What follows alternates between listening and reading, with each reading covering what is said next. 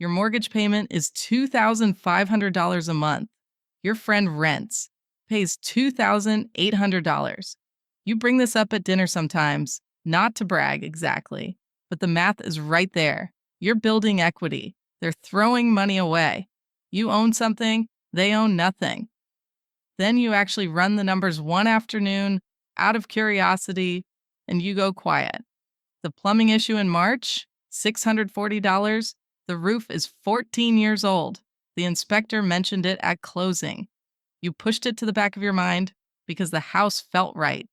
Replacement runs $18,000. Add it up. Your $2,500 mortgage costs between $3,700 and $4,200 a month. All in. Real money, real costs. Your friend pays $2,800 flat. When the pipes burst, they call the landlord. This isn't a video telling you renting is always better. It isn't. But somewhere in the last 30 years, homeownership became so emotionally loaded that millions of people stopped doing the actual math. They ran a partial calculation, called it wisdom, and repeated it at dinner tables across America. The result is a generation of homeowners who are technically building equity and practically broke. The concept you need here is what I call the phantom payment. It's the gap between what you think you're paying and what you're actually paying. It shows up everywhere in housing, and most people only ever calculate one number. When someone says their mortgage is $2,500, they mean principal and interest. That's the number on the loan document. Real. Also, incomplete. Here's the fast version. Property taxes average 1.1% of home value annually in the U.S. On a $400,000 home, $4,400 a year, $367 a month.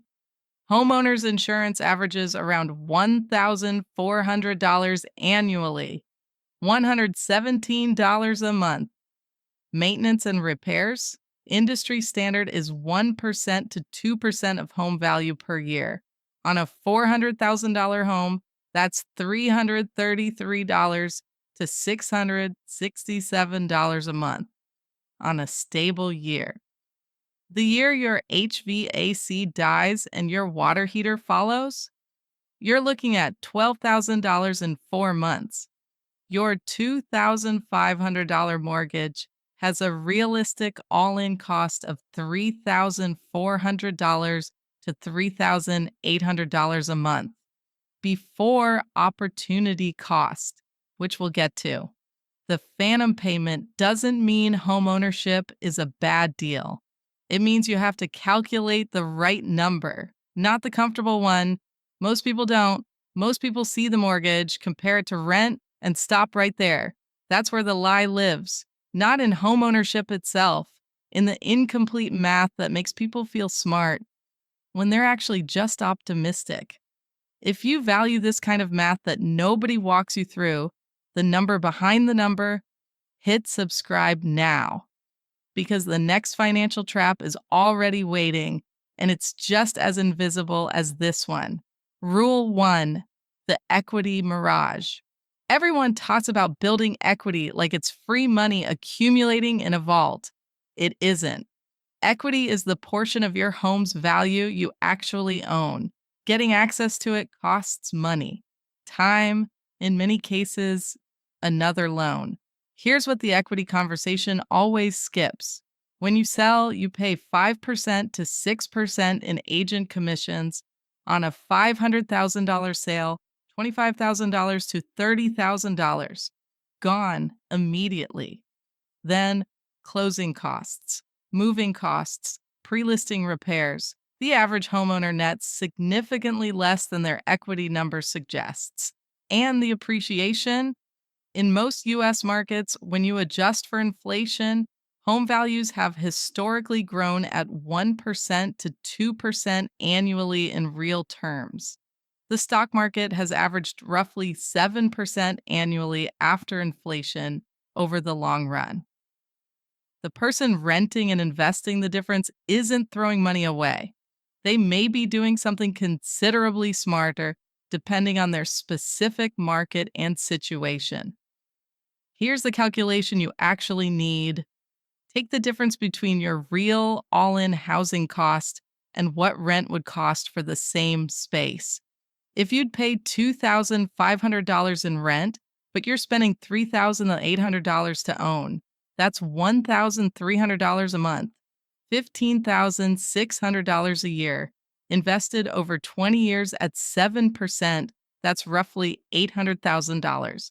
That's the number hiding inside the phrase throwing money away.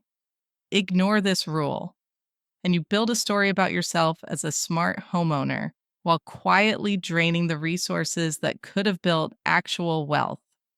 Rule 2, the down payment opportunity cost. This one stings when you sit with it. You put $80,000 down on your house. That money is now in the walls. Literally, it's not liquid, it's not earning returns. It exists as a percentage of an illiquid asset in a single market, in a single zip code. $80,000 invested in a broad index fund 20 years ago would be worth approximately $320,000 today. Not guaranteed, markets move. But that's the historical ballpark. The down payment you made to stop throwing money away may have cost you $250,000 in foregone growth. This doesn't make down payments wrong. It makes them expensive in ways nobody discloses at closing. You're paying a real cost to access homeownership. That cost should be weighed honestly against what you're getting: stability, control over your space, long-term payment predictability, potential appreciation. Those things have real value, but so does $320,000. Rule 3, the golden anchor. This is the one the real estate industry would rather you not think about. Renting gives you something ownership doesn't: mobility. And mobility is worth money in ways that compound over a career. Your house isn't just a home. For millions of Americans between 25 and 45, it becomes a golden anchor, beautiful, valuable, and bolted to the floor. Here's what that looks like in real life. A job offer lands in your inbox. Different city, $30,000 more per year. Better role, better trajectory, better team. You open it, feel the excitement, and then the anchor pulls, because moving means selling. Selling means agent commissions, closing costs, the transaction friction of buying again on the other side. Conservative estimates: 8% to 10% of home value per transaction. On a $400,000 home, that's $32,000 to $40,000 per move. A sale plus a new purchase can run $60,000 to $80,000 out of pocket. Your $30,000 raise just got wiped out twice over. So you don't go. You stay. You tell yourself the timing isn't right. The kids are settled. The neighborhood is great. All true. But the math made the decision before your heart did. The person renting, their out-of-pocket cost to relocate is a U-Haul and a security deposit. They take the job. They build a career. They compound the income growth over a decade. Over 30 years, the flexibility premium of renting, the ability to chase better opportunities without transaction costs, can be worth hundreds of thousands of dollars in accumulated earnings. Nobody puts the golden anchor in the throwing money away analysis. Before I get into the next rule, I need to know where you stand.